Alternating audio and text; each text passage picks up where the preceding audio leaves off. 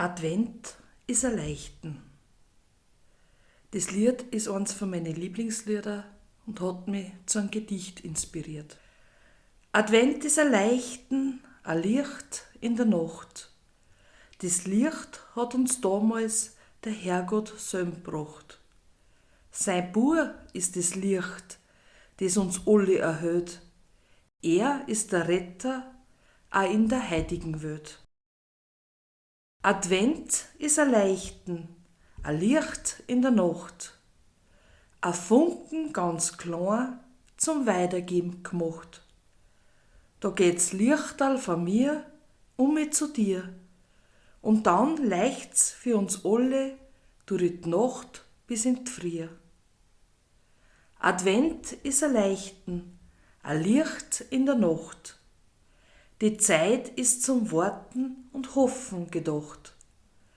Ein Warten aufs Christkind in der heutigen Zeit ist ein Hoffen auf Frieden für alle Leid. Advent ist ein Leichten, ein Licht in der Nacht. Ein Gefühl so wie Heimat, wo jetzt Kinderl laut lacht.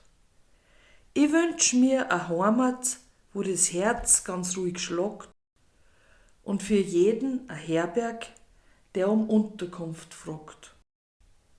Advent ist ein Leichten, ein Licht in der Nacht, zigtausend Kerzerl weltweit zur Lieb entfacht. Mit Frieden im Herzen und Mut zum Leben kann jetzt Kerzerl die Lieb weitergeben. Advent ist ein Leichten, ein Licht in der Nacht. Die Häuser mit Lichterketten, was für Pracht. Aber wir sollten auch leichten, so höh wie es nur geht, bis jeder die Botschaft von Weihnachten versteht. Advent ist ein Leichten, ein Licht in der Nacht. Ein Licht, das in unserer finstersten Stund über uns wacht.